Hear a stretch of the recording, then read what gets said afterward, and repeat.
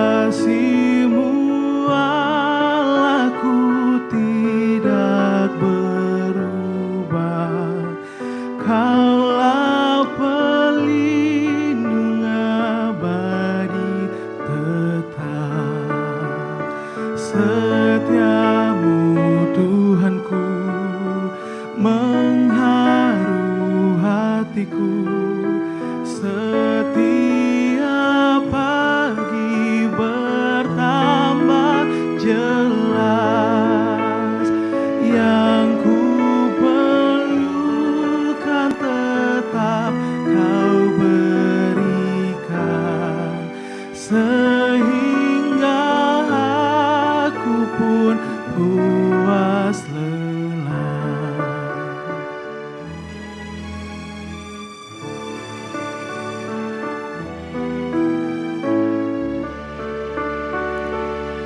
Musim bertanam dan musim tuaian, surya rembulan di langit cerah, bersama Allah memuji bersaksi tentang setiamu tak bercelah. Setiamu Tuhanku mengharu hatiku. Setiap pagi bertambah jelas. Yang ku perlukan tetap Kau berikan, sehingga aku pun puas lelas.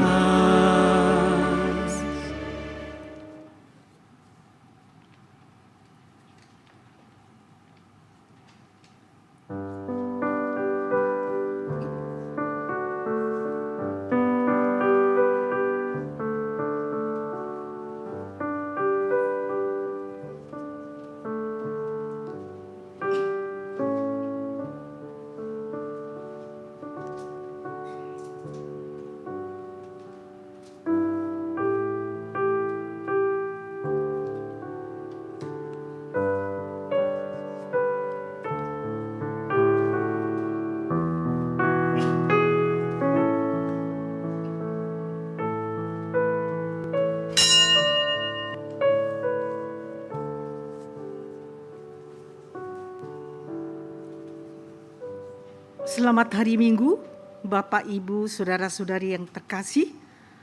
Selamat beribadah di GKI Taman Aries. Minggu ini adalah Minggu Pentakosta. Tema ibadah hari ini, karunia roh dalam keseharian. Firman Tuhan akan dilayankan oleh Pendeta Hizkia Anugrah Gunawan. Warta seputar kegiatan gereja dapat kita simak di dalam video berikut ini. Mari Bapak Ibu, Oma Opa, kita bersekutu dalam rindu, riang dalam usia indah. Pada hari Jumat 2 Juni 2023 pukul 10 pagi dengan tema Mujizat Saat Perkawinan di Kana. Firman Tuhan akan dilayankan oleh Pendeta Romenta Santiani Manurung dari Gria Merpati Mas. Ditunggu ya, Tuhan memberkati. Mari kita saling menguatkan di dalam sapaan doa setiap hari Sabtu pada minggu pertama dan ketiga jam 7 pagi secara onsite di gedung gereja maupun melalui YouTube. Umat yang terkasih, dalam kebaktian Pentakosta hari ini, kita akan bersama-sama melakukan peneguhan komitmen untuk pertumbuhan diri di dalam Tuhan. Sebelum masuk ruang kebaktian, saudara sudah dibagikan formulir komitmen diri. Kita akan menggunakannya di bagian respons khotbah. Bagi saudara yang belum mendapatkan formulir tersebut, Saudara bisa mendapatkannya melalui penatua atau penyambut jemaat yang sedang bertugas. Mari kita mengisi formulir komitmen diri dengan penuh rasa syukur.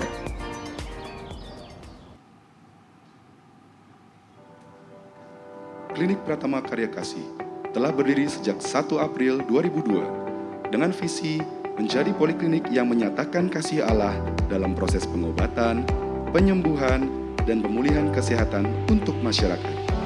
Karena kami yakin setiap sentuhan dan perlakuan kita kepada setiap pasien adalah wujud perlakuan dan syukur kita kepada Tuhan. Klinik kita ini baru saja selesai renovasi loh, dan siap melayani kembali pasien di tanggal 29 Mei 2023. Di klinik ini, pelayanan kami meliputi konsultasi dengan dokter gigi dan dokter umum yang siap melayani. Jadi, kalau merasakan gangguan kesehatan apapun, Bapak Ibu bisa datang ke Poliklinik Karya Kasih untuk berkonsultasi kesehatan dengan kami para dokter dan tenaga kesehatan yang lain. Tentu saja, dokter-dokter yang menangani pun berpengalaman dan siap memberikan perawatan ahli serta memberikan konseling dan edukasi medis yang dibutuhkan. Gak cuma dokter umumnya saja, seperti tadi kita sudah lihat ruangan periksa dokter gigi, dokternya pun terampil dan berpengalaman loh.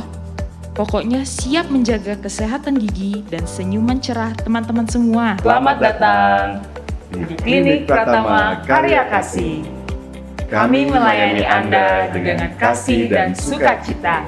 Kami nantikan kehadiran Bapak Ibu di Klinik Pratama Karya Kasih di Jalan Aries Asri 4, Blok E7 nomor 12A. Terima kasih atas kunjungan Anda ke Klinik Pratama Karya Kasih. Salam sehat.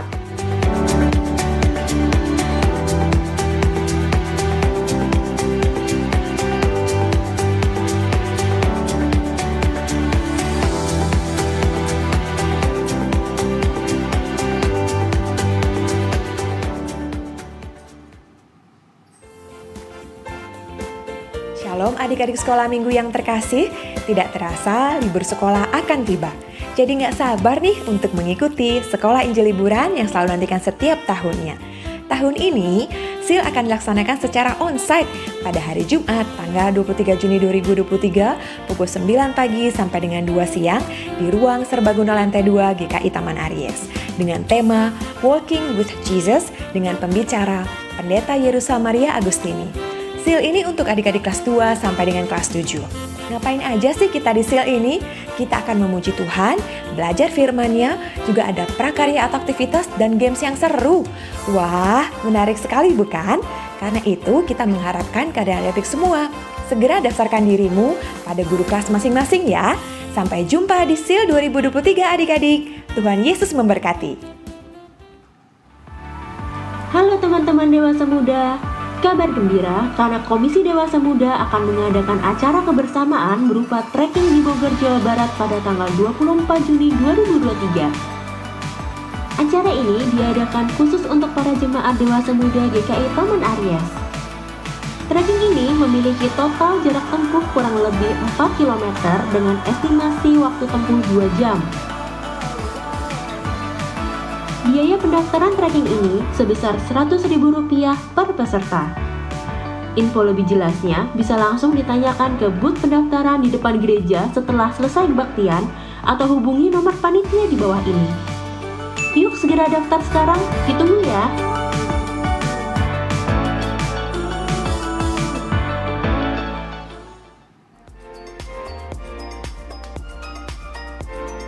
Demikian warta lisan hari ini.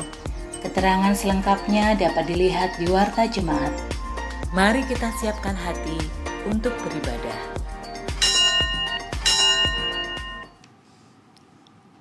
Selamat Hari Pentakosta umat yang terkasih. Marilah kita datang ke hadapannya, bernyanyi dan bermazmur bagi Dia, Sang Sumber Rahmat.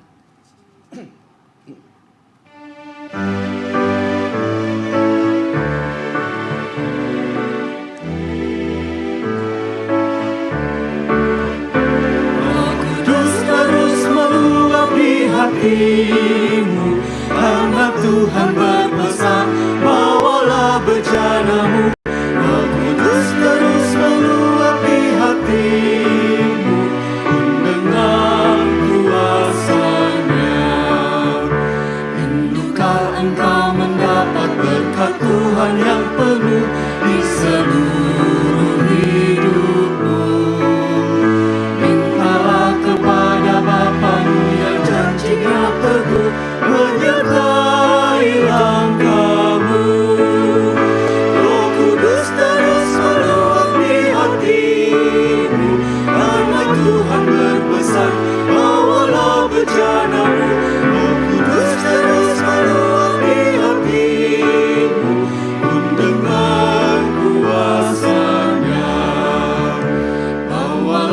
bencana-Mu yang kosong pada penebus, wahai kawan yang lesu. Dengan hati yang rendah tetap nantikan Roh Kudus masuk dalam hatimu. Roh Kudus terus meluapi hatimu, karena Tuhan berpesan, bawalah bencana-Mu. Roh Kudus terus meluapi hatimu dengan kuasa-Nya. Ibu, Bapak, dan Saudara semua, marilah kita memulai Hari Raya Pentakosta ini dengan satu pengakuan bahwa pertolongan kita adalah di dalam nama Tuhan yang menjadikan langit dan bumi.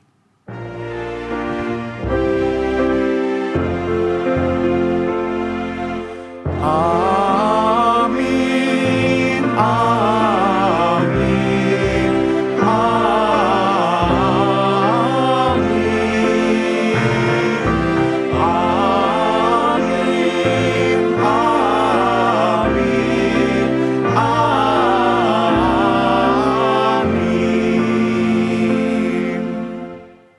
Tuhan beserta saudara.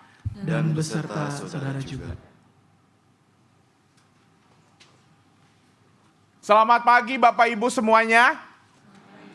Selamat Hari Pentakosta.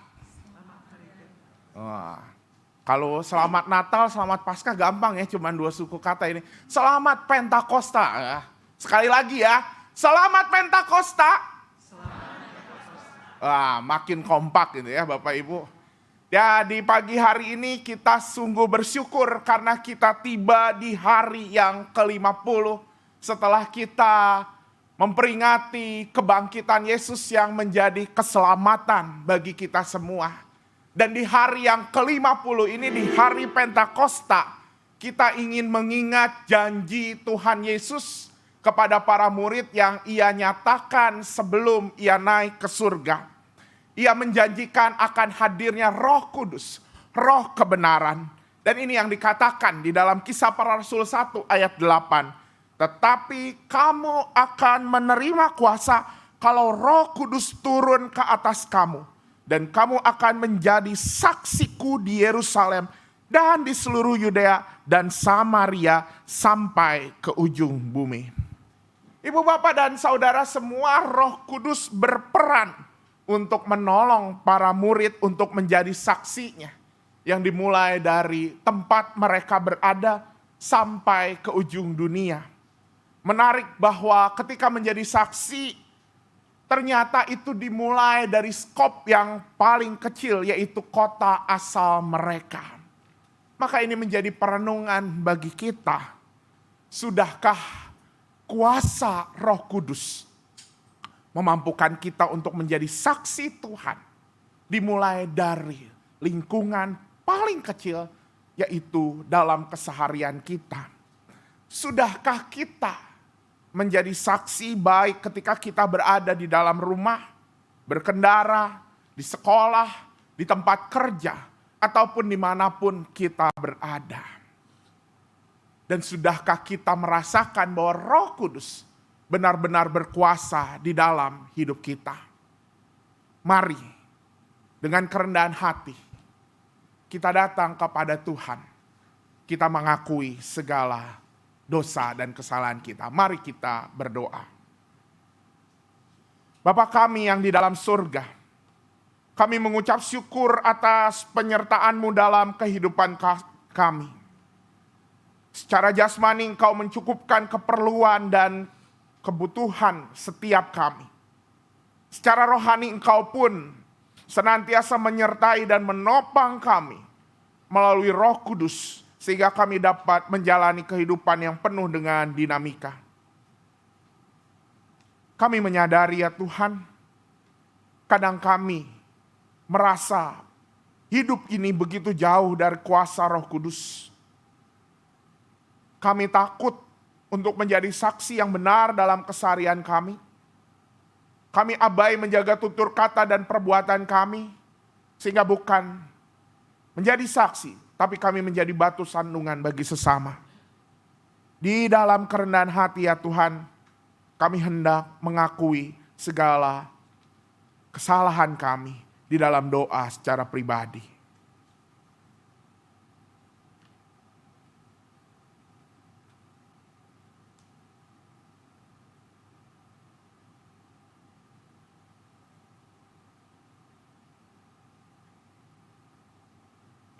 Ya Bapa, dengarkanlah doa kami. Ya Kristus, ampunilah kami.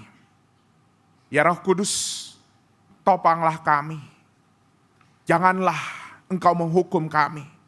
Dan biarlah kami justru mengalami pertobatan untuk hidup seturut dengan kehendak-Mu. Amin. Amin.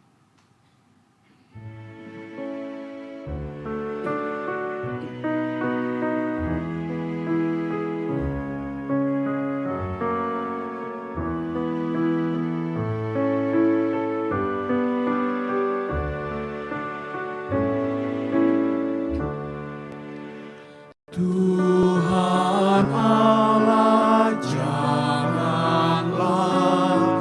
Kau menghukum aku. Oh, berapa lamakah lanjutlah marah-Mu. Dosaku murka-Mu, hapuskanlah itu dengan darah Kristus.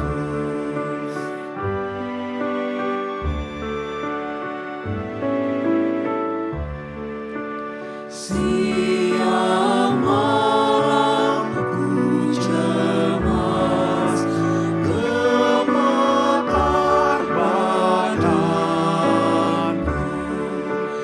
air mataku deras, tergenang ranjangku. Ku letih dan sedih, mengeluh padamu. Tuhan, tolong aku.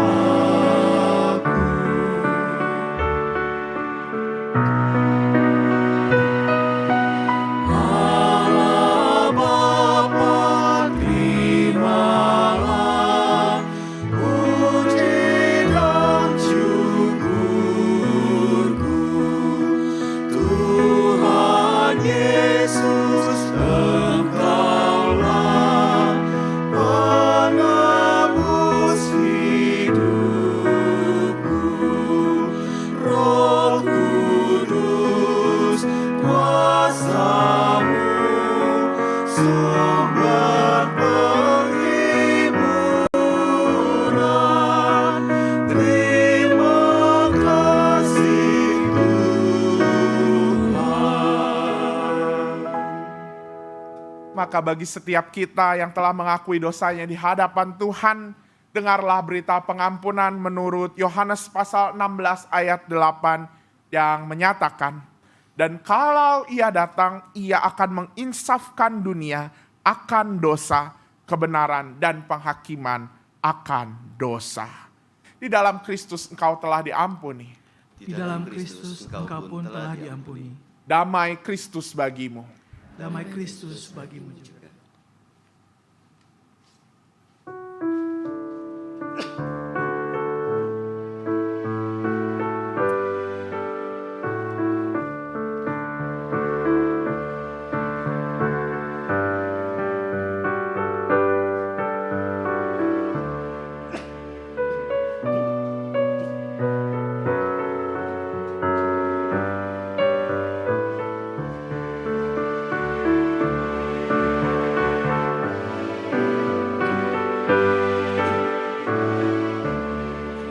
Datanglah ya sumber rahmat, selaraskan hatiku, menyanyikan kasih selamat yang tak kunjung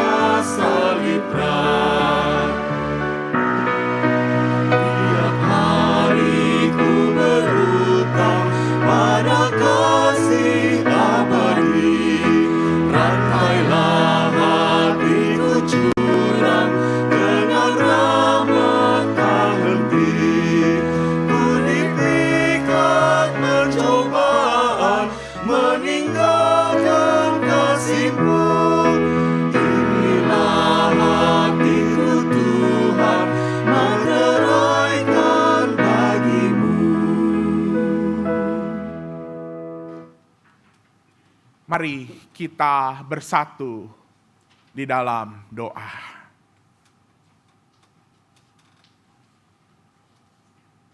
Ya Tuhan, kiranya Engkau memeteraikan hati kami lewat firman Tuhan yang dengan setia Engkau nyatakan pada kami setiap saat. Dan biarlah meterai yang Engkau nyatakan lewat firman-Mu ini membuat kami dapat mengerjakan tugas pengutusan-Mu dan bahkan membuat kami dapat mencapai tujuan hidup kami sebagaimana Engkau menciptakan kami. Karena itu berfirmanlah ya Tuhan, kami siap untuk mendengar dan hati kami siap dimeteraikan oleh firman-Mu. Di dalam nama Tuhan Yesus Kristus, dalam pertolongan Roh Kudus, kami berdoa. Amin.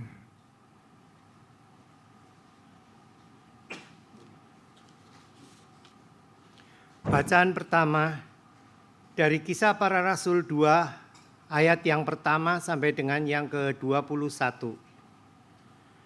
Kisah Para Rasul 2 ayat yang pertama sampai dengan yang ke-21. Ketika tiba hari Pentakosta, semua orang percaya berkumpul di satu tempat. Tiba-tiba turunlah dari langit suatu bunyi seperti tiupan angin keras yang memenuhi seluruh rumah di mana mereka duduk. Dan tampaklah kepada mereka lidah-lidah seperti nyala api yang bertebaran dan hinggap pada mereka masing-masing. Maka penuhlah mereka dengan Roh Kudus, lalu mereka mulai berkata-kata dalam bahasa-bahasa lain, seperti yang diberikan oleh Roh itu kepada mereka untuk mengatakannya.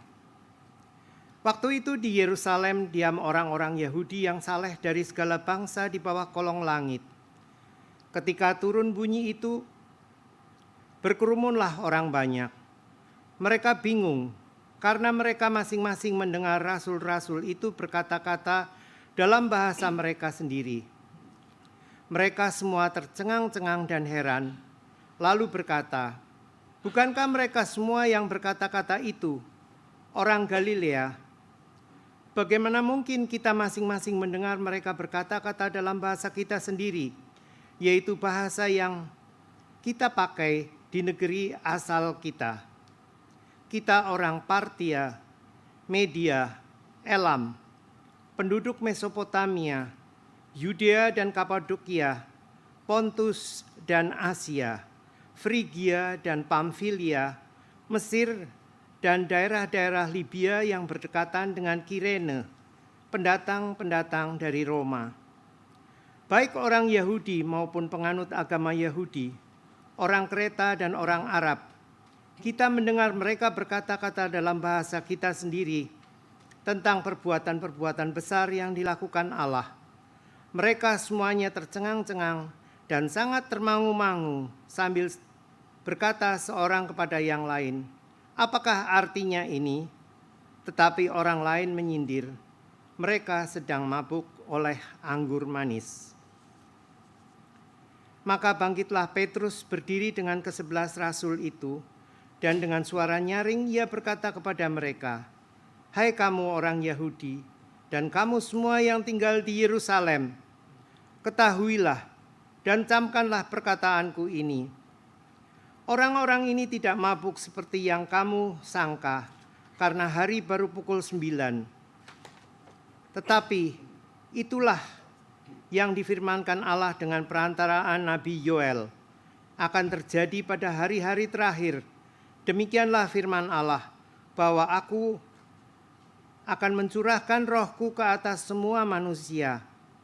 Maka anakmu laki-laki dan perempuan akan bernubuat, dan teruna-terunamu akan mendapat penglihatan-penglihatan, dan orang-orangmu yang tua akan mendapat mimpi.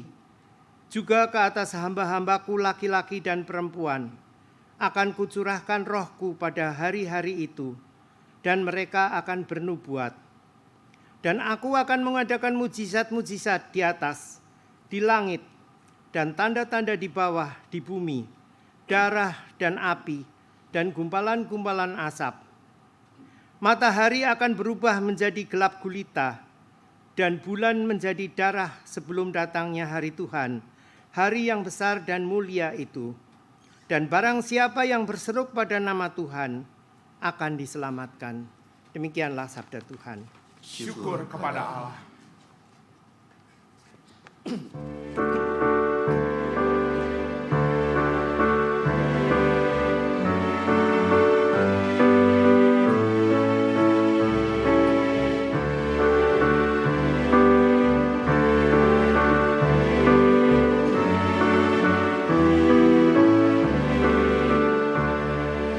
Datanglah Tuhan, kirimlah Roh-Mu, baruilah muka bumi. Datanglah Tuhan, kirimlah Roh-Mu, baruilah muka bumi. Datanglah Tuhan, kirimlah Roh-Mu, baruilah muka bumi. Datanglah Tuhan, kirimlah Roh-Mu, baruilah muka bumi.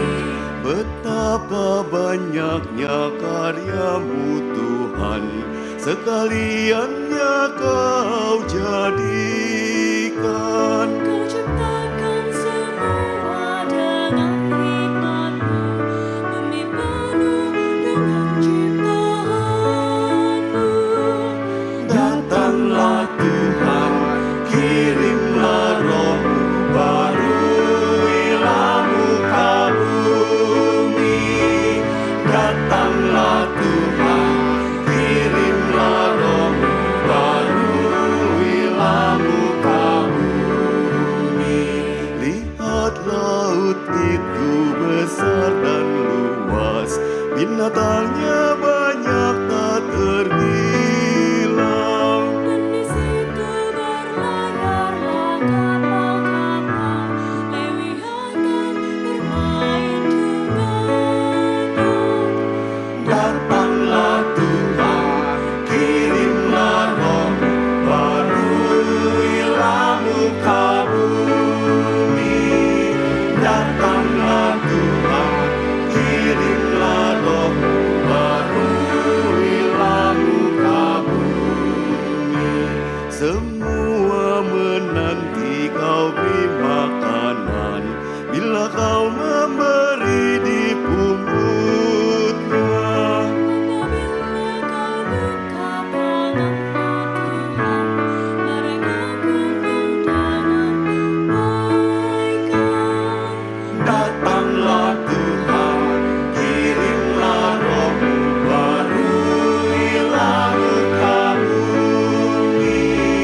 Datanglah Tuhan, kirimlah Roh-Mu, baruilah muka bumi. Jikalau wajah-Mu Kau sembunyikan, maka mereka pun terkejutlah.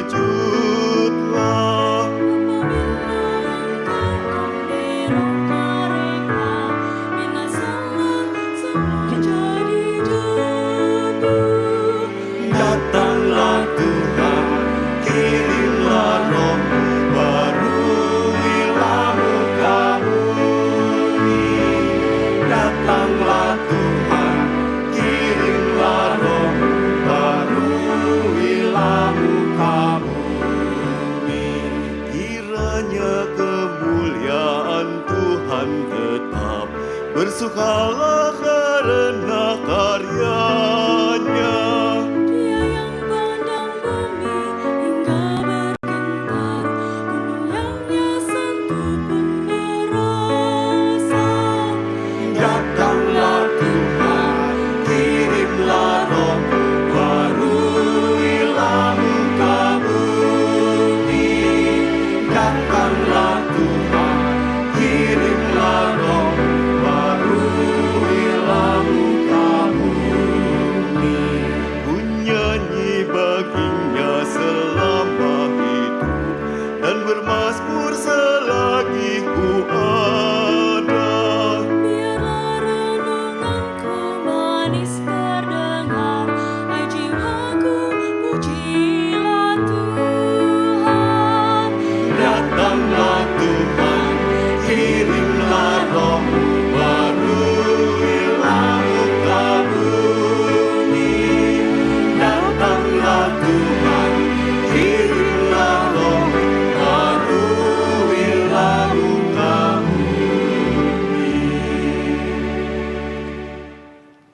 Bacaan kedua dari surat 1 Korintus 12 ayat 3 sampai dengan ayat yang ke-13.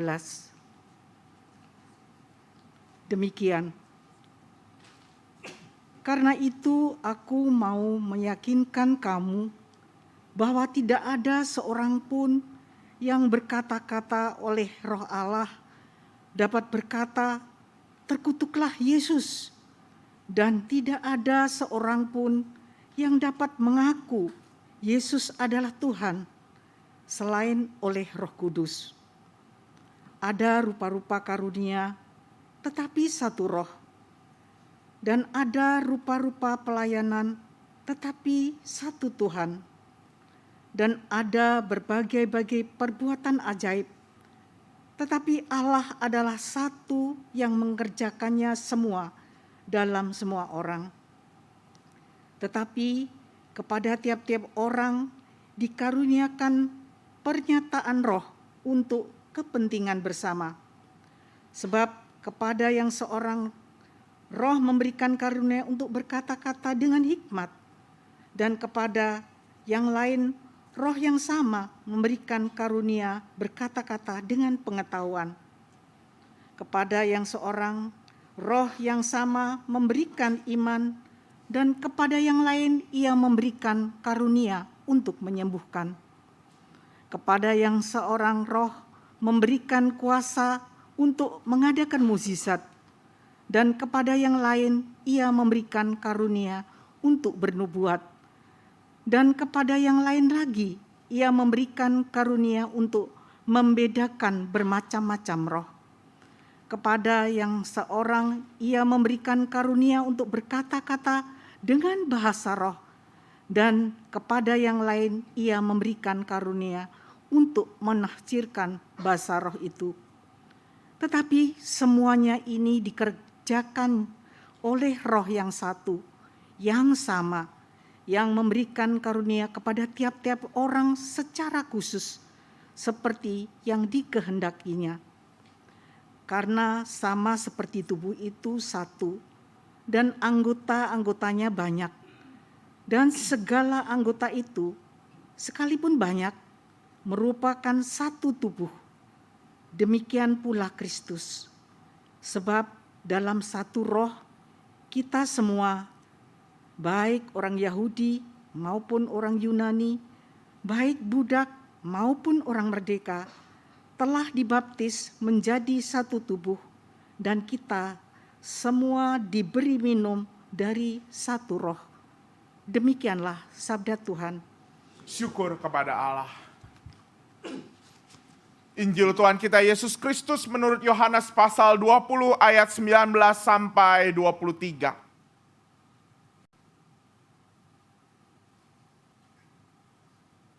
Ketika hari sudah malam pada hari pertama minggu itu, berkumpullah murid-murid Yesus di suatu tempat dengan pintu-pintu yang terkunci, karena mereka takut kepada orang-orang Yahudi. Pada waktu itu datanglah Yesus dan berdiri di tengah-tengah mereka dan berkata, "Damai sejahtera bagi kamu." Dan sesudah berkata demikian, ia menunjukkan tangannya dan lambungnya kepada mereka. Murid-murid itu bersukacita ketika mereka melihat Tuhan. Maka kata Yesus sekali lagi, "Damai sejahtera bagi kamu. Sama seperti Bapa mengutus aku, demikian juga sekarang aku mengutus kamu." Dan sesudah berkata demikian, ia mengembusi mereka dan berkata, "Terimalah Roh Kudus. Jikalau kamu mengampuni dosa seorang, dosanya diampuni. Dan jikalau kamu menyatakan dosa orang tetap ada, dosanya tetap ada." Inilah Injil Tuhan kita Yesus Kristus. Berbahagia buat setiap kita yang mendengar firman Allah dan yang memeliharanya. Haleluya.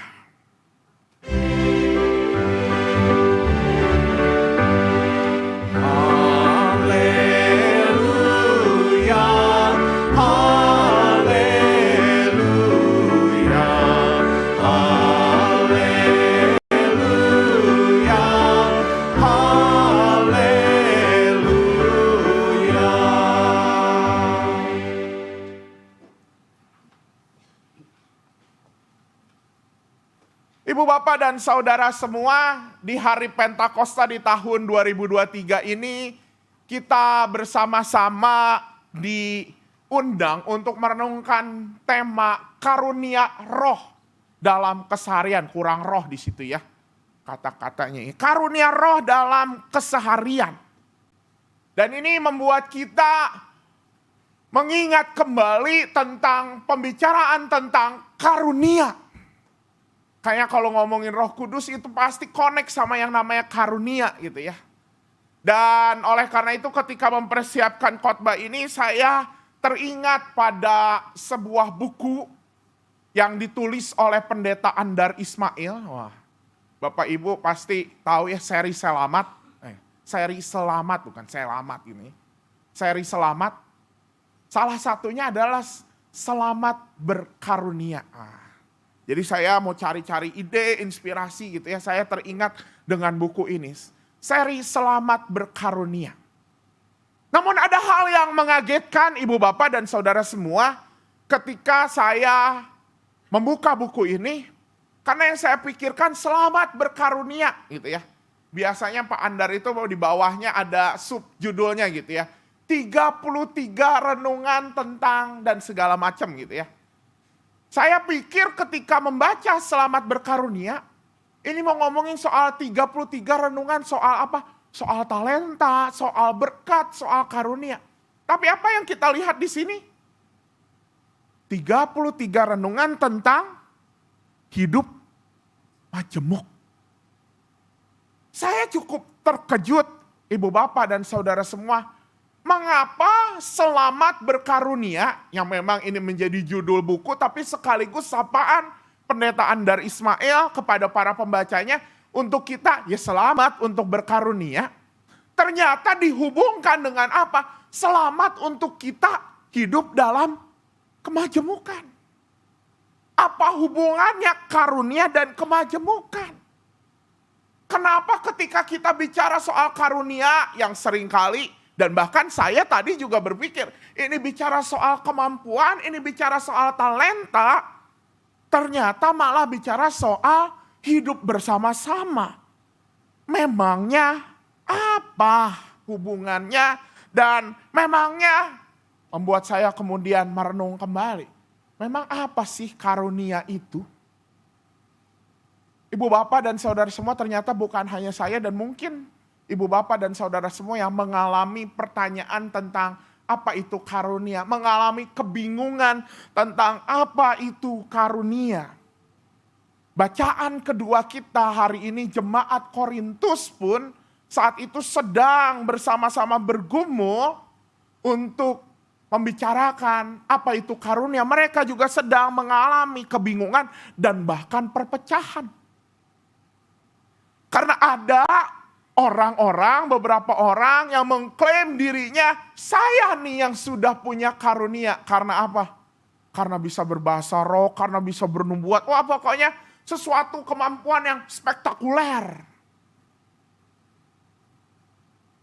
Dan untuk kepada orang-orang yang tidak bisa berbahasa roh, yang tidak bisa melakukan sesuatu yang luar biasa di depan publik, mereka meremehkan, akhirnya terjadi apa? Terjadi pertentangan. Jelas di sini jemaat Korintus memahami karunia sebatas apa Bapak Ibu? Bentuknya ya. Oh ini bentuknya adalah bernubuat. Oh ini bentuknya apa? Bentuknya ngomong di depan publik, berkhotbah dan segala macam.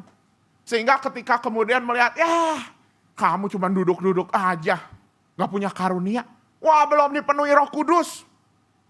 Itu yang akhirnya terjadi. Ada pertentangan dan bahkan ada konflik di jemaat Korintus. Mereka memahami karunia sebatas bentuk. Oleh karena itu kemudian Paulus memberikan suratnya dan menyatakan, kalau kita baca di ayat yang pertama, ia menyatakan sekalipun Paulus mengatakan bahwa aku ingin menyampaikan tentang karunia yang benar. Supaya engkau mengetahui kebenarannya. Kemudian Paulus di ayat 4 tertulis, ada rupa-rupa karunia tetapi satu roh.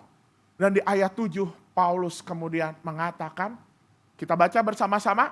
Tetapi kepada tiap-tiap orang dikaruniakan untuk kepentingan bersama. Ibu bapak dan saudara di sini, Paulus kemudian di dalam ayat ini seolah menggeser sebuah pemahaman. Bentuknya mau A, mau B, mau C, tadi ya ada rupa-rupa karunia, yang penting apa? Satu roh. Dan satu roh itu terjadi ketika apa? Ketika ada satu tujuan, yaitu apa? Kepentingan bersama. Ketika karunia itu, ketika segala kemampuan itu punya dampak untuk sesama, punya dampak untuk kehidupan komunitas. Dan ini sejalan dengan kata karunia, bahasa Yunani karisma. Kata karisma yang dipakai di dalam perjanjian baru kita, di dalam surat ini. Ibu bapak, kalau bicara soal karisma, apa yang kita ingat? Pemimpin yang punya karisma. Oh, seperti apa? Bunda, pemimpin yang punya karisma seperti apa, Bun?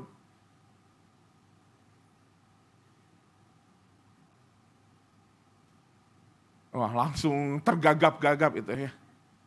Mungkin langsung terbayang gitu ya. Pemimpin karisma, mungkin kita punya bayangan masing-masing. Tapi biasanya kita menunjukkan, oh pemimpin yang punya karisma ini mungkin pemimpin yang punya, wah kayaknya kita ketika ngelihatnya tuh seneng gitu ya. Apa punya sebuah, apa ya Bu Asti ya, pemimpin yang karisma tuh, ya begitulah ya. Saya juga bingung jadinya pas ditanya ke diri sendiri gitu ya. Pokoknya gitu deh gitu ya. Pokoknya punya, wah bijaksana, wah karismatik banget.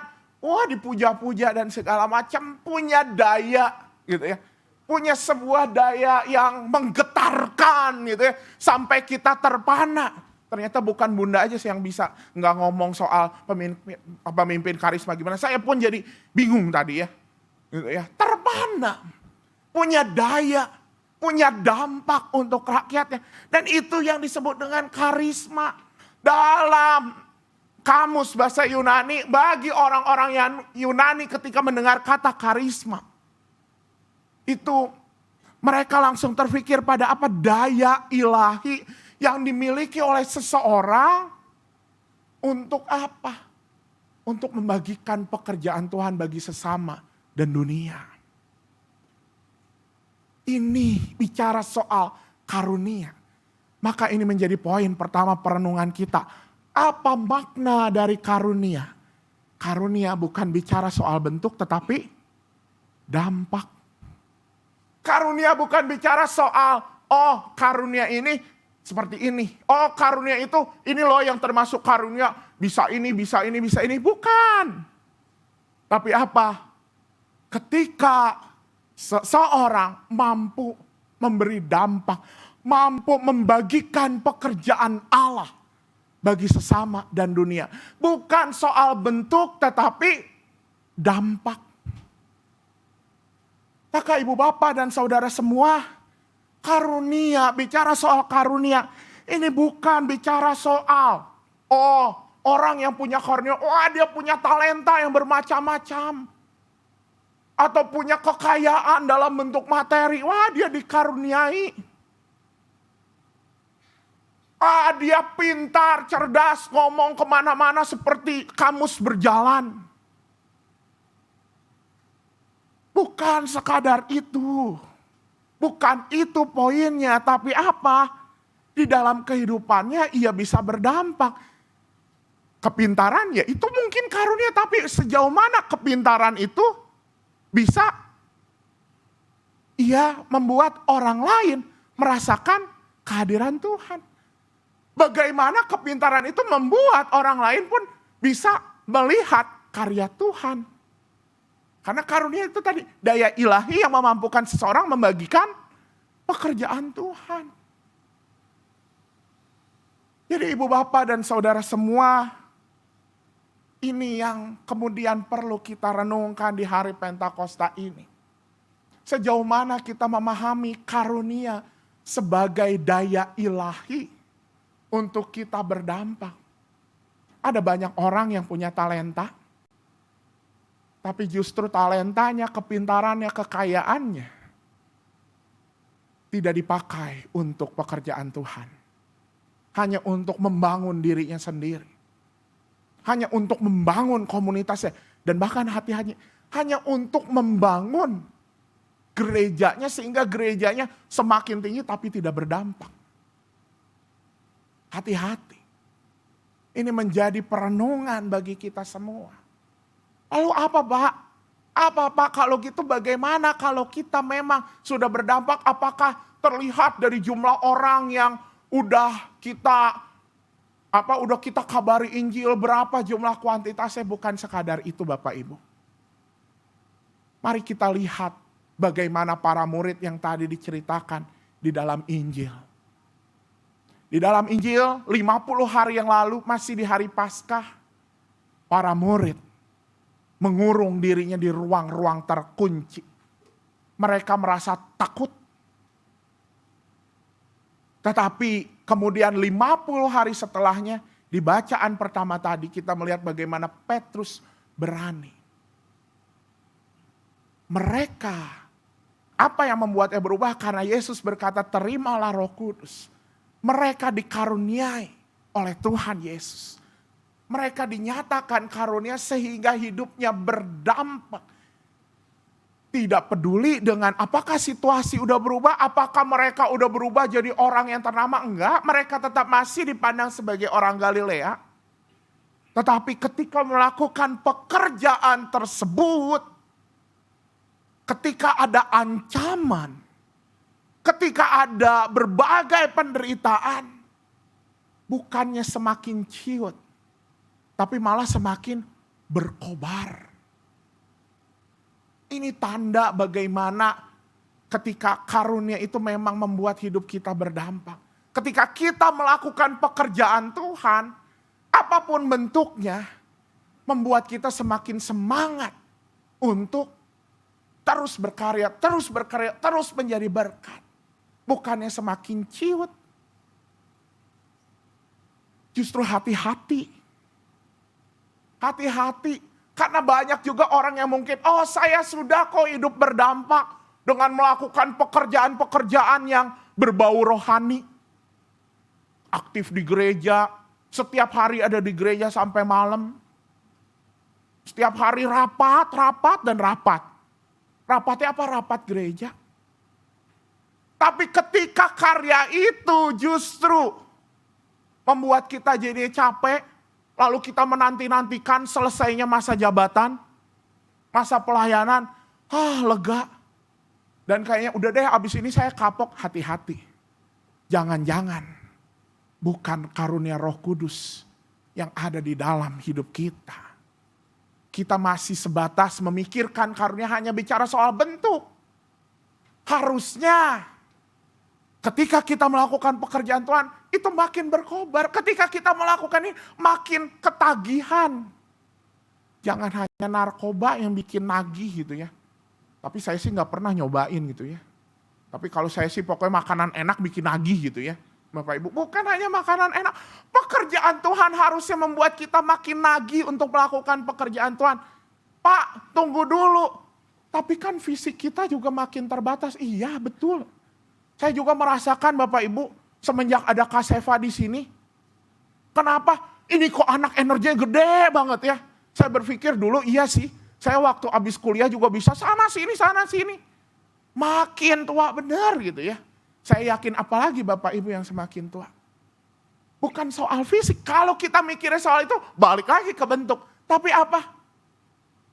Apakah di dalam segala keterbatasan kita, kita masih memiliki semangat yang berkobar untuk menjadi berkat bagi orang lain. Menjadi berkat bagi hidup bersama. Itu enggak bicara soal orang yang masih ada di rumah sakit, yang hidupnya udah terbaring di kasur, di tempat tidur, itu pun bisa tetap memiliki semangat yang berkobar. Kalau merenungkan hal ini, saya ingat teladan yang diberikan oleh almarhum pendeta Emeritus Kuntadi Sumadikarya.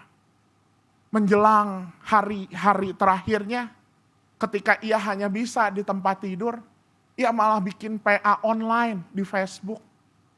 Dan ketika dia udah gak bisa lagi megang HP, dia menyampaikan sebuah kata, mohon maaf saya udah gak bisa.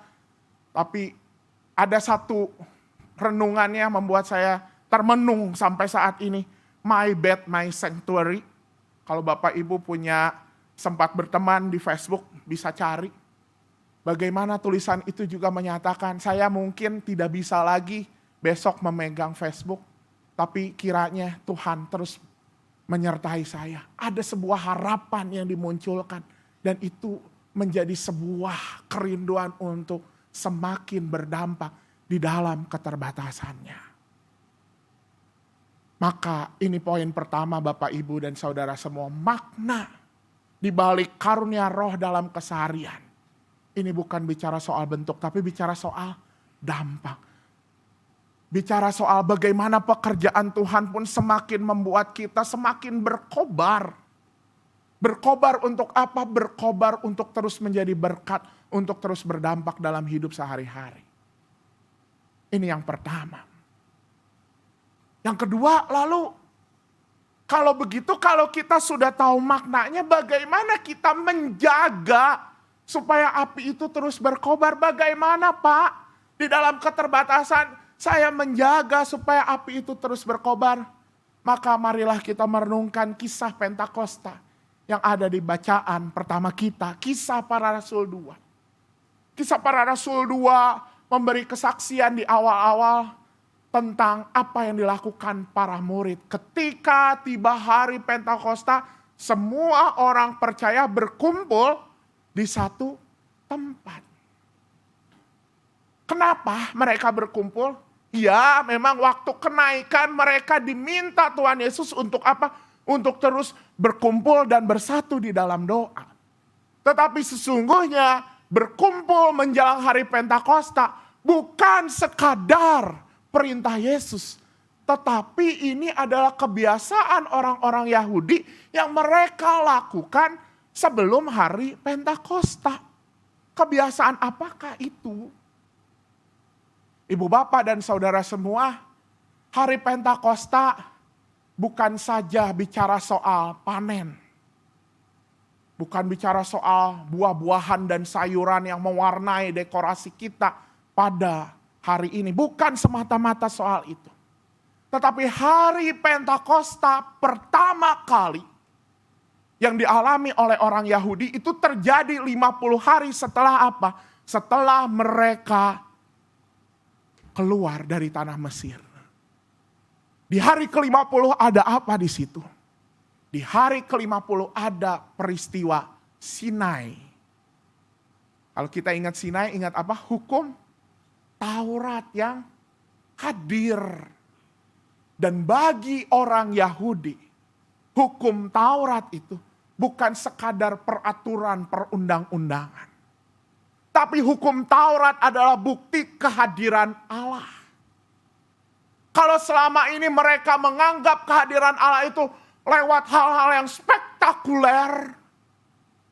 Makanya kita mengingat bagaimana Musa berjumpa dengan Allah di api dalam semak gitu ya. Spektakuler. Tapi peristiwa Sinai di hari Pentakosta, setelah Paskah pertama, setelah mereka keluar dari tanah Mesir, itu menjadi tanda bahwa Tuhan pun hadir sekarang di tengah-tengah mereka lewat hukum. Mereka nggak perlu lagi Tuhan, apa yang harus saya lakukan? Tuhan udah hadir menyatakan hukumnya.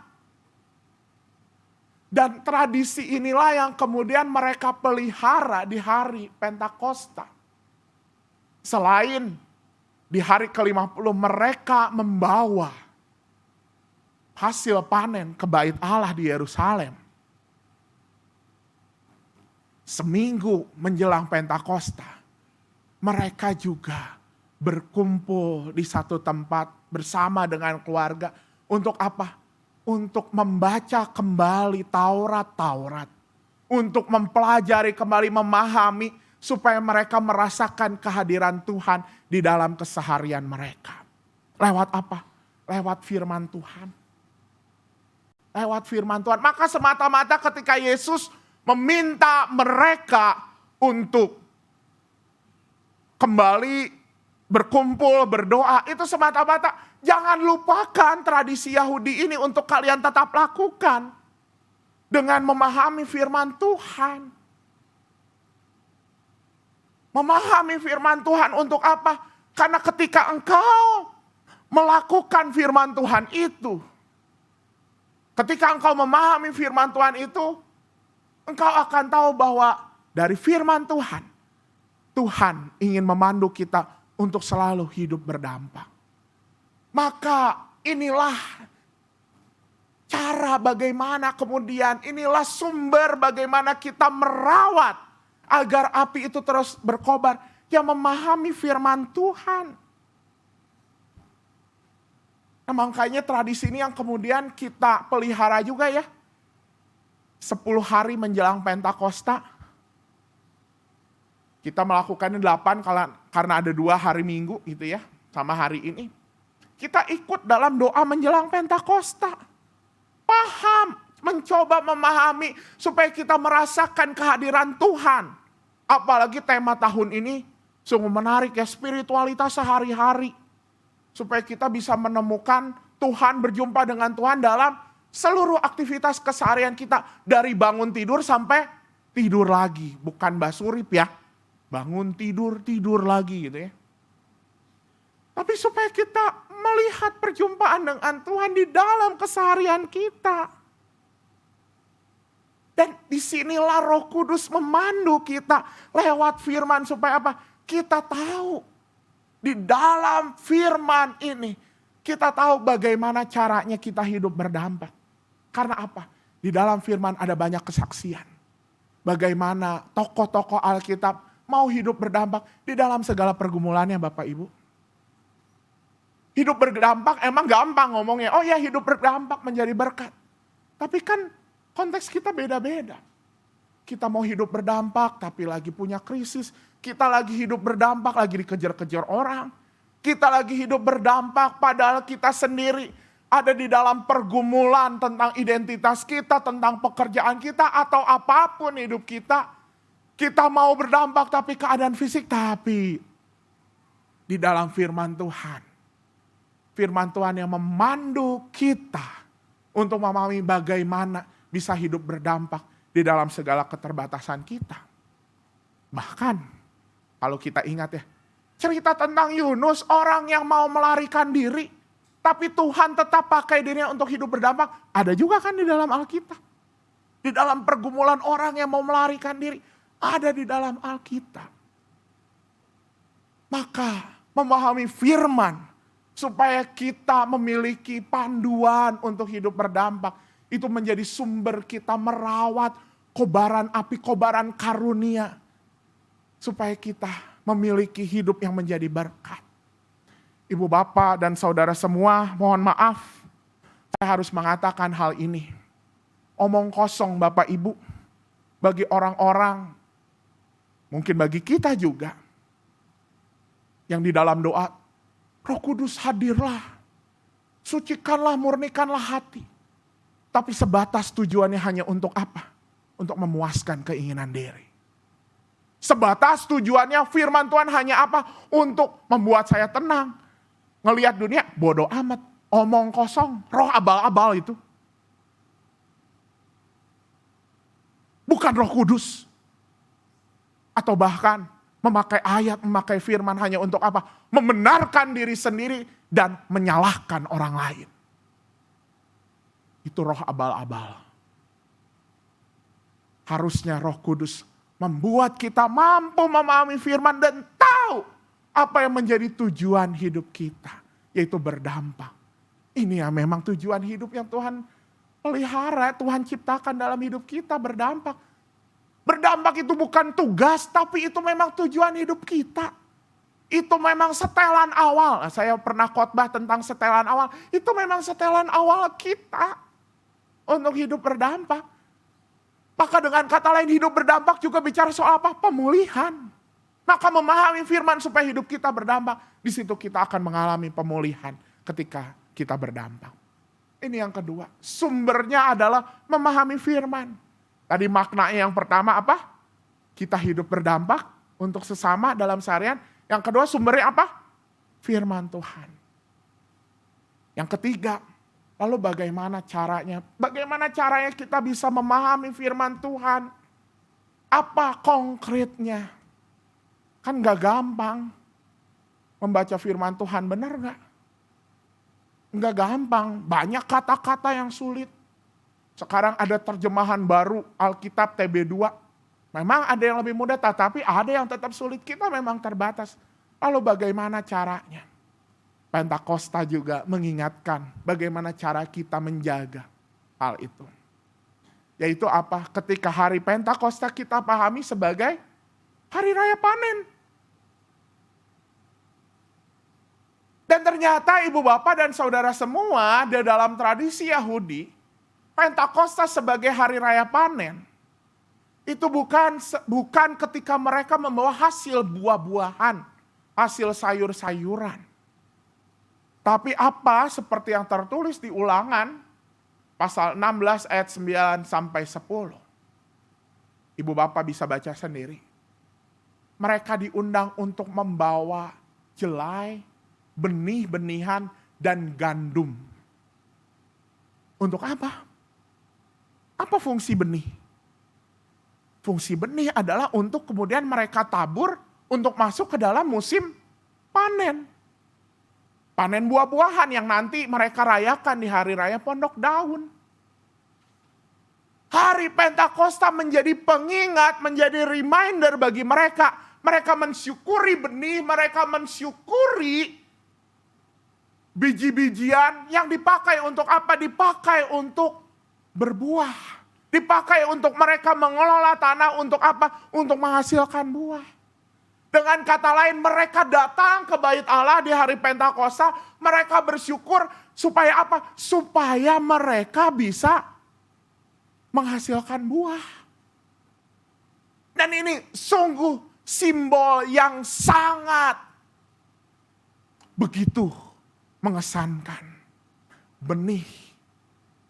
Pentakosta adalah panen benih. Dan kemudian di hari itu juga gereja lahir. 3.000 orang dibaptis. Ini bukan tujuan, ini adalah benih. Karena tujuannya apa? Bagaimana kita merawat benih itu untuk ditanam dan berbuah. Saya harus tegaskan bahwa di dalam iman kebangkitan, benih itu, benih yang dihasilkan adalah benih yang berkualitas. Amin. Kok enggak ini ya? Amin. Oh, pengennya amin setelah selesai khotbah ya. Ini dengar itu. Tapi amin ya, benih itu adalah benih yang berkualitas.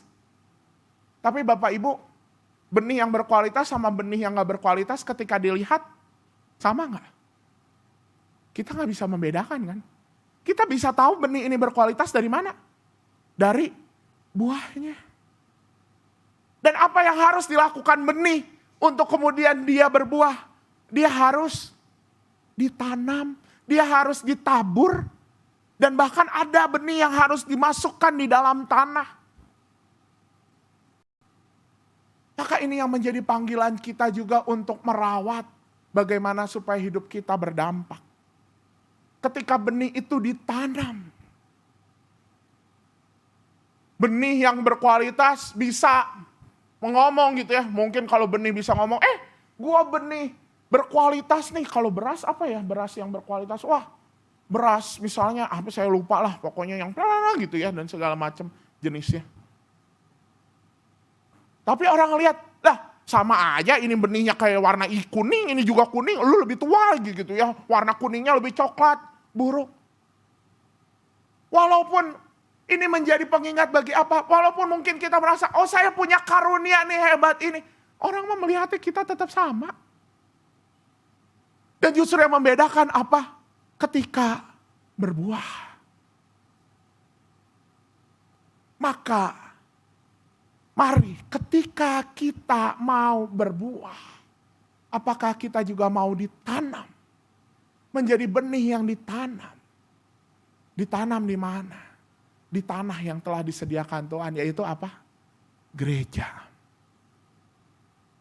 Ibu bapak dan saudara semua, gereja memang disiapkan Tuhan agar benih-benih murid-murid Kristus ini ditanam dan berbuah.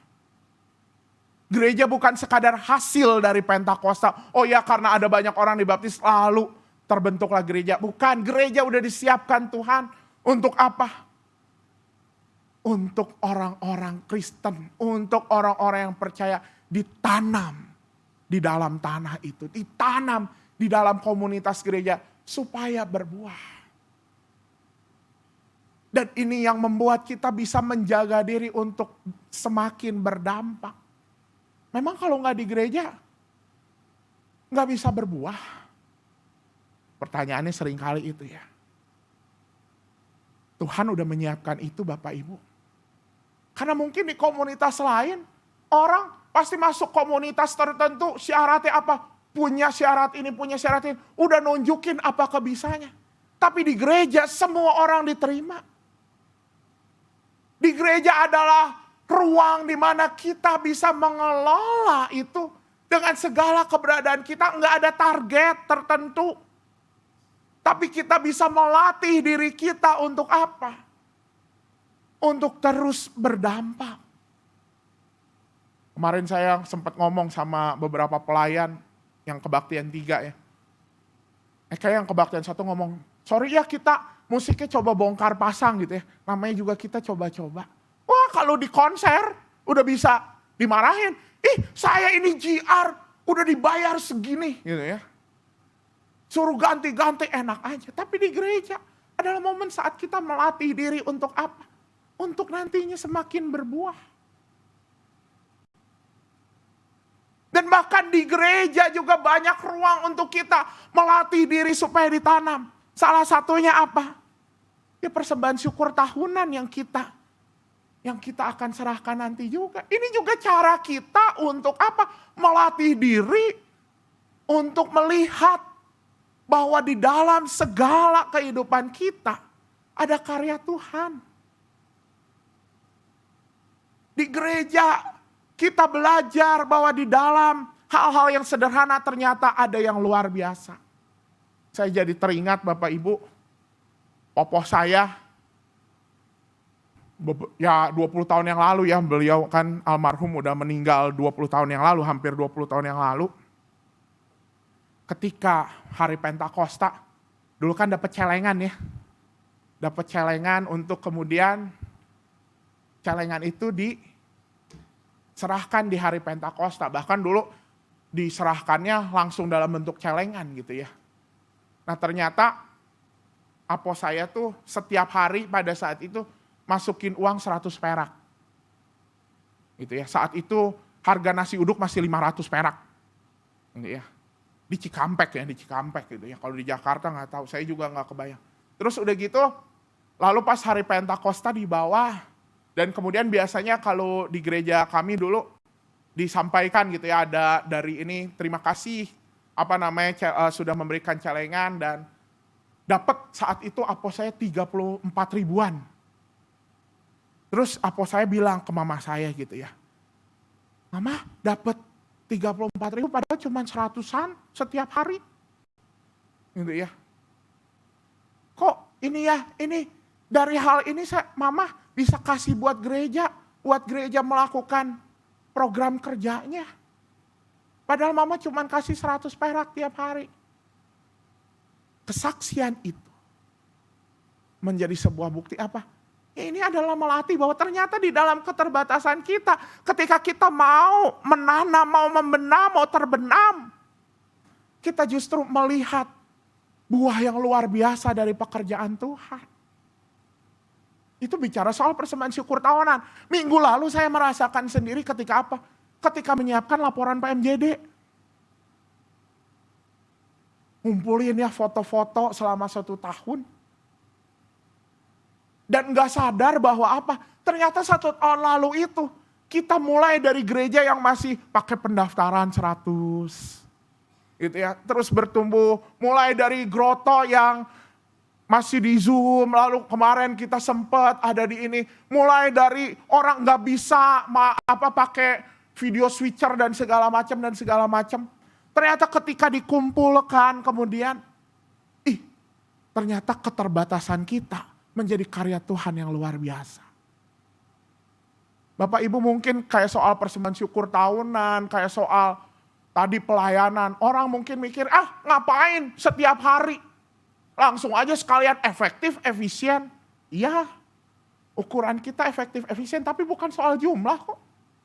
Bukan soal efektif, efisiennya. Tapi bicara soal melatih diri kita untuk membenamkan diri, untuk bertumbuh dari hari ke hari. Lah biji juga kan gak bisa instan kan tumbuhnya. Tapi justru lewat pembuahan itu dihasilkan buah-buah yang manis. Buah yang manis apa? Waktu masih muda, masih asam juga, masih pahit juga. Tapi berproses untuk menjadi manis. Dan Pentakosta mau mengingatkan itu. Mari ketika berdampak. Bukan sekadar langsung lewat hal yang spektakuler berdampak. Tapi mulailah dari benih yang ditanam setiap hari, setiap waktu. Benih yang mau bertumbuh sehingga berbuah lebat. Dan itu yang terjadi dengan gereja. 3.000 orang itu benih, itu bukan buah. Tapi hari ini kita bisa melihat ada jutaan orang yang kenal Kristus. Dan ini pun menjadi benih lagi. Maka Pentakosta bukan bicara soal akhir masa Paskah, bukan. Tapi justru Pentakosta adalah awal untuk kita menanam kembali. Untuk kita ditanam kembali. Bapak Ibu menyerahkan persembahan syukur tahunan, ini bukan akhir. Tapi ini menjadi awal untuk apa? Untuk kita memulai kembali perziarahan selama 1 tahun ke depan. Ibu Bapak dan saudara semua. Inilah karunia Roh dalam keseharian. Maknanya tadi bicara soal apa? Berdampak dalam kehidupan sehari-hari. Sumbernya apa? Firman Tuhan. Dan caranya apa? Bagaimana kita ditanam di dalam komunitas gereja. Gereja yang sudah Tuhan siapkan. Maka Ibu Bapak dan saudara semua di momen saat ini kita pun ingin merenungkan. Apakah hidup keseharian kita bersedia oleh digerakkan Roh Kudus di dalam keseharian kita? Apakah hidup kita bersedia untuk kita bersama-sama berdampak di dalam keseharian kita? Disumberi oleh firman Tuhan dan bahkan menanamkan diri di gereja yang telah Tuhan siapkan. Bapak, Ibu, dan saudara semua, di awal ibadah tadi kita sudah diberikan formulir ini. Karunia Roh dalam keseharian. Bapak Ibu bisa membuka formulir ini. Ini bukan surat suara pemilu ya Bapak Ibu. Tapi ini adalah surat suara komitmen kita pada Tuhan. Bapak Ibu di sini bisa ditulis di sini nama, nomor handphone. Dan karunia Tuhan dalam hidup saya. Kita merefleksikan apa yang telah Tuhan berikan dalam hidup kita. Benih apa yang Tuhan berikan dalam hidup kita. Komitmen diri. Sebutkan apa yang menjadi komitmen kita. Untuk bertumbuh. Untuk terus memberi dampak di dalam keseharian. Dan kemudian ada berbagai pilihan-pilihan mengenai komitmen pertumbuhan di gereja. Ini menjadi sebuah panggilan. Mari kita menanam. Ada yang sudah menanam, dengan kehadiran kita di sini ada menanam. Tapi Tuhan ingin kita bertumbuh dari tahun ke tahun. Maka hari ini, mari kita bisa nyatakan di dalam surat suara komitmen kita ini. Bapak Ibu yang belum punya pulpen bisa mengacungkan tangan, nanti penatua dan pelayan ibadah lain akan memberi bantuan kepada kita. Bapak Ibu bisa menuliskan dan bisa menceklis gitu ya komitmen pertumbuhan di gereja. Ataupun ada yang memang, wah nggak ada di sini pilihannya, ada poin-poin kosong yang bisa dipilih. Yang bisa Bapak Ibu tuliskan. Dan kiranya ini menjadi sebuah seruan komitmen kita, suara komitmen kita. Untuk digerakkan Roh Kudus di dalam keseharian kita.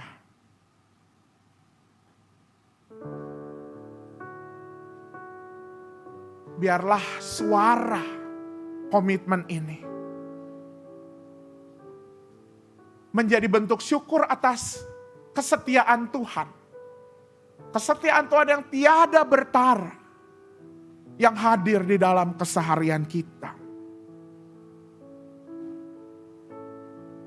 Biarlah karunia yang Tuhan berikan membuat kita juga berkarunia.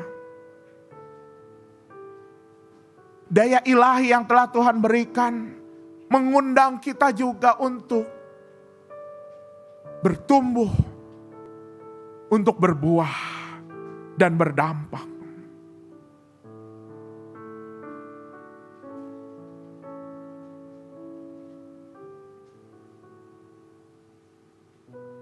Kiranya ini juga menjadi wujud syukur kita atas gereja yang sudah Tuhan berikan dalam hidup kita. Dalam hal ini GKI Taman Aries. Dan sebagaimana Tuhan memberikan gereja kepada para murid untuk mereka semakin bertumbuh dan berbuah dan berdampak. Kiranya kita juga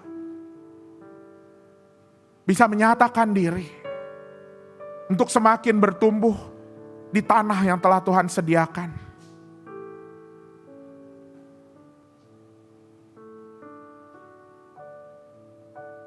Ini bukan bicara soal gereja saja, tapi ini bicara soal karya Tuhan. Bagaimana hidup kita mau dipakai oleh Roh Kudus yang berkarya di dalam keseharian.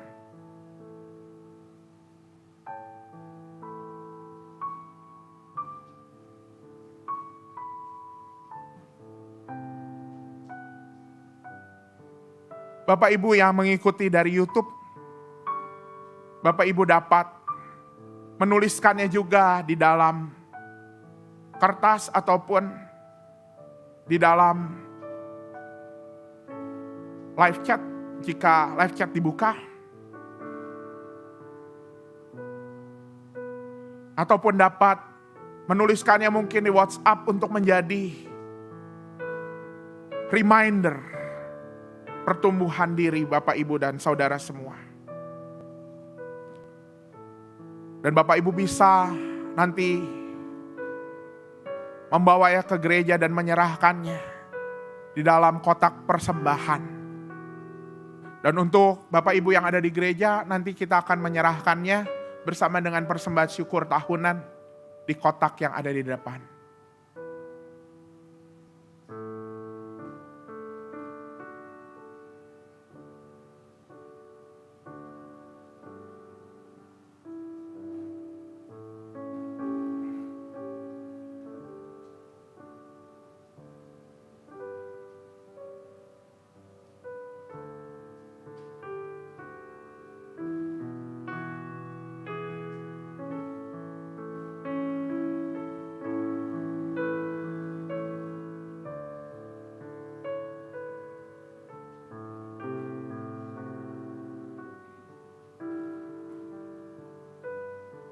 Dan sambil kita meneruskan komitmen kita akan mendengarkan saksian Allah Roh Kudus.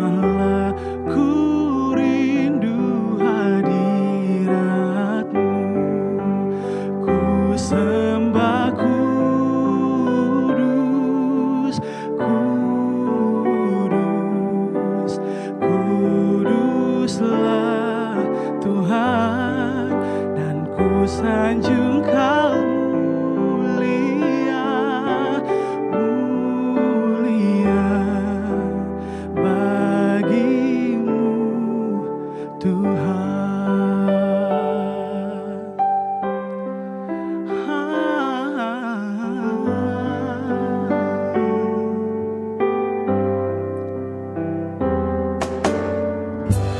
Allah Roh Kudus,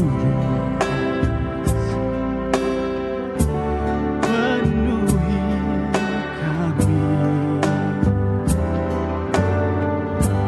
Ku rindu Kau selalu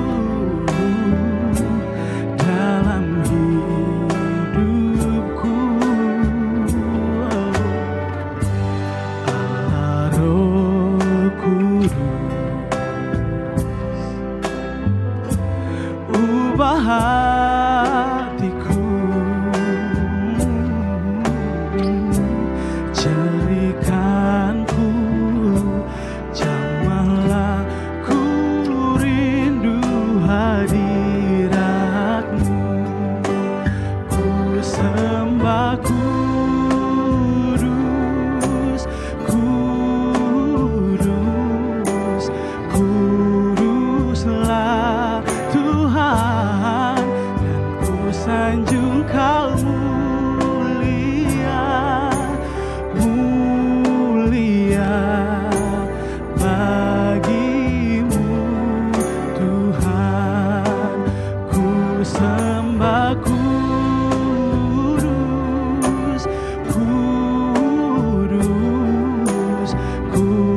kuduslah Tuhan, dan ku sanjung Kau mulia, mulia bagimu Tuhan, bagimu Tuhan, bagimu Tuhan.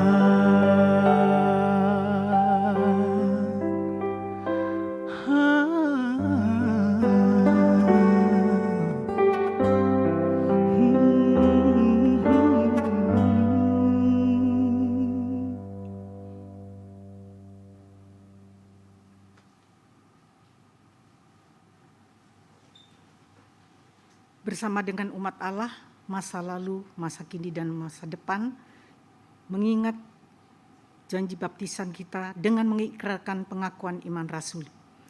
Aku percaya kepada Allah, Bapa yang Maha Kuasa, Khalik langit dan bumi, dan kepada Yesus Kristus, anaknya yang tunggal Tuhan kita, yang dikandung daripada Roh Kudus, lahir dari anak darah Maria, yang menderita sengsara di bawah pemerintahan Pontius Pilatus, disalibkan, mati dan dikuburkan, turun dalam kerajaan maut. Pada hari yang ketiga, bangkit pula di antara orang mati, naik ke surga, duduk sebelah kanan Allah, Bapa yang Maha Kuasa. Dan dari sana Ia akan datang untuk menghakimi orang yang hidup dan yang mati. Aku percaya kepada Roh Kudus, gereja yang kudus dan am, persekutuan orang kudus, pengampunan dosa, kebangkitan orang mati, dan hidup yang kekal. Amin. Ibu, Bapak, dan Saudara semua, mari kita bersatu di dalam doa.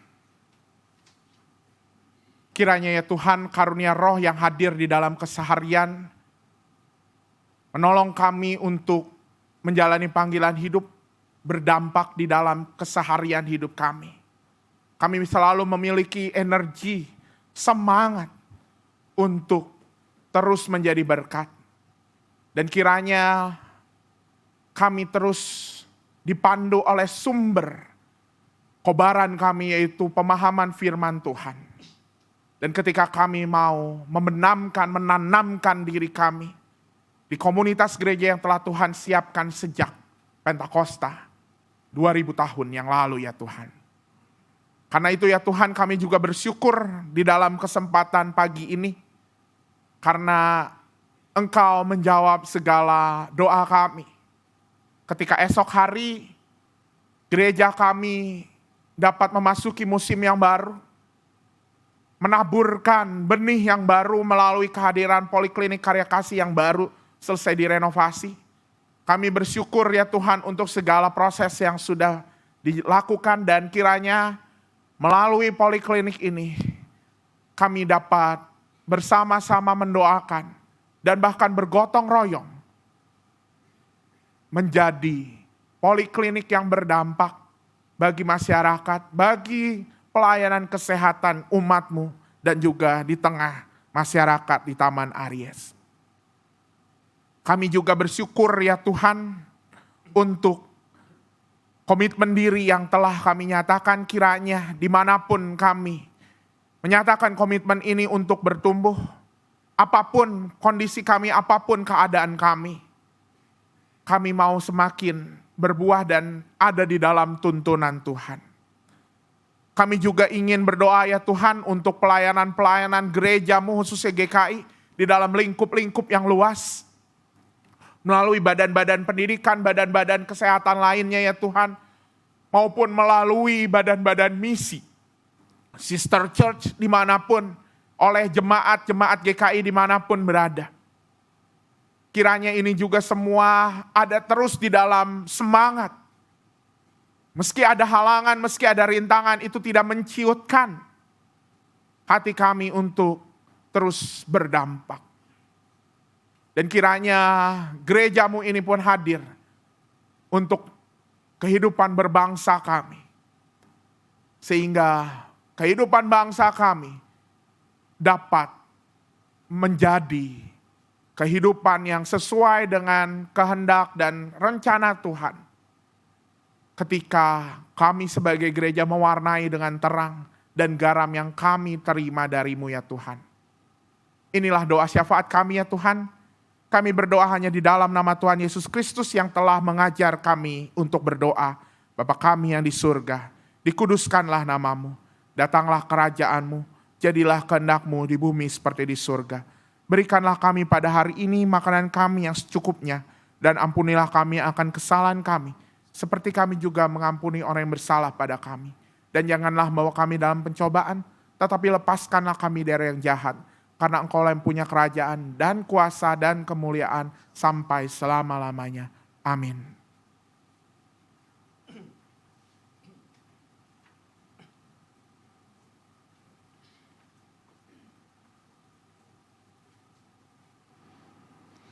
Mari kita berikan persembahan kepada Tuhan. Mazmur 104 ayat 33 sampai 34 menyatakan, Aku hendak menyanyi bagi Tuhan selama aku hidup. Aku hendak bermazmur bagi Allahku selagi aku ada. Biarlah renunganku manis kedengaran kepadanya. Aku hendak bersuka cita karena Tuhan. Kita dapat menyerahkan persembahan syukur tahunan secara non-tunai melalui transfer ke rekening GKI Taman Aries atau KRIS dengan menyertakan kode unik 04 di belakang nominal transfer.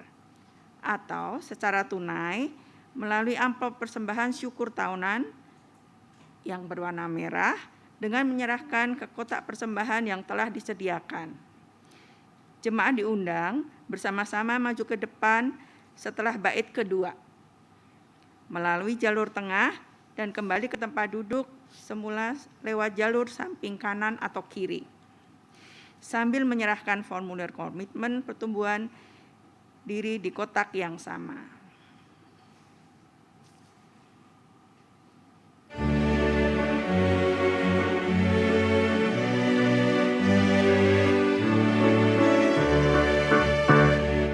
Inilah hari ke-50, hari Pentakosta.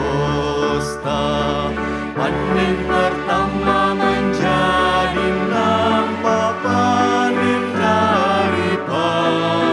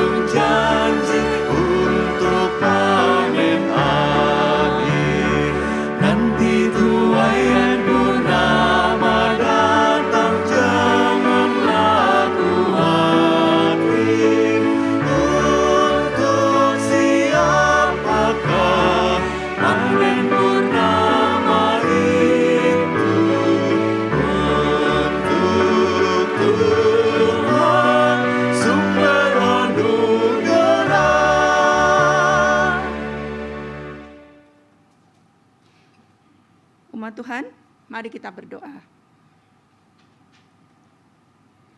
Ya Tuhan, kami bersyukur untuk segala kasih karunia penyertaan-Mu dalam kehidupan kami. Sepanjang tahun Engkau memberkati kami dengan segala hal baik rejeki maupun pengalaman-pengalaman hidup yang terus membuat kami bertumbuh.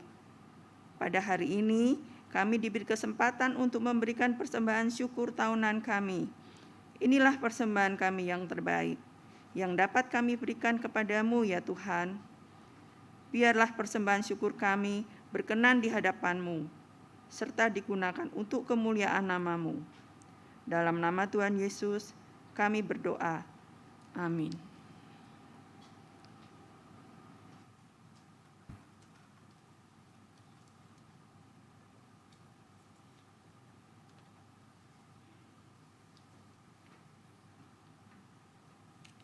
Umat yang terkasih, mari kita melanjutkan perjalanan iman kita.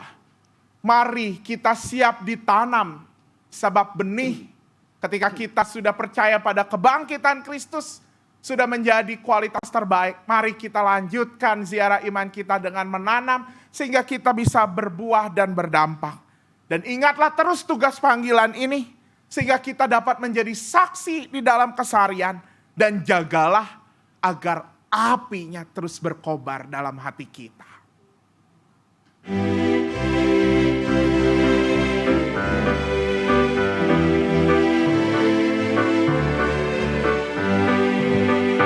Apinya berkobar dalam hatiku, ku girang karena Yesus yang memberi.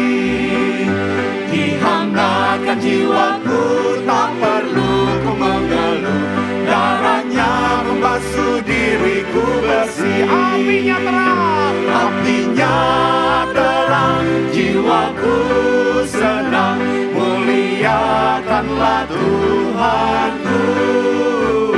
Haleluya bergema, Yesus Raja yang benar, apinya berkobar dalam hatiku.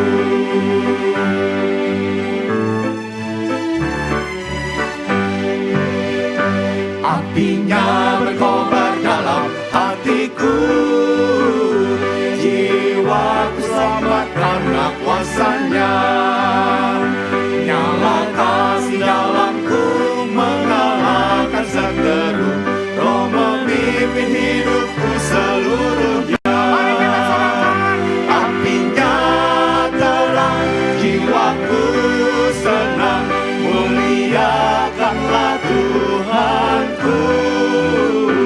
Haleluya bergema, Yesus Raja yang benar, apinya berkobar dalam hatiku.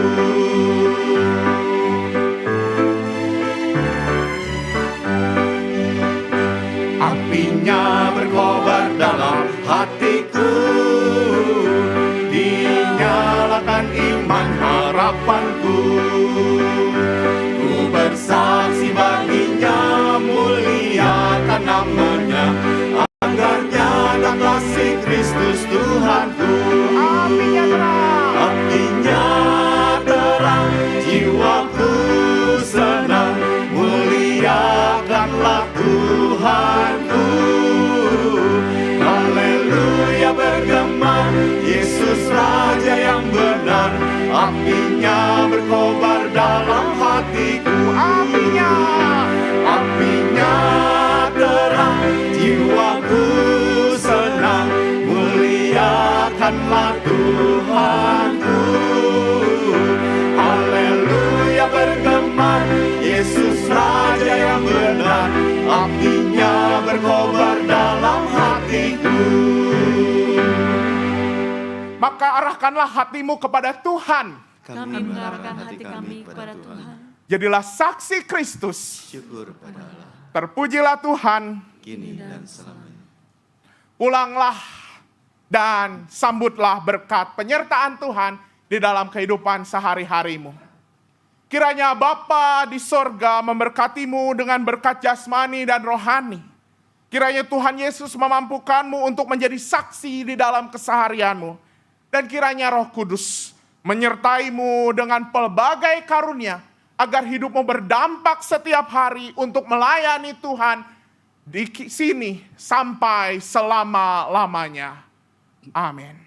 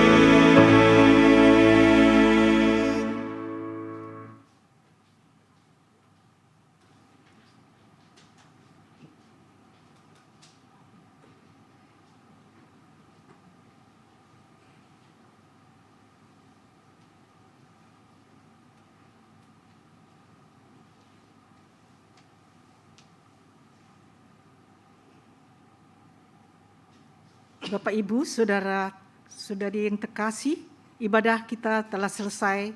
Selamat Hari Raya Pentakosta, Tuhan memberkati.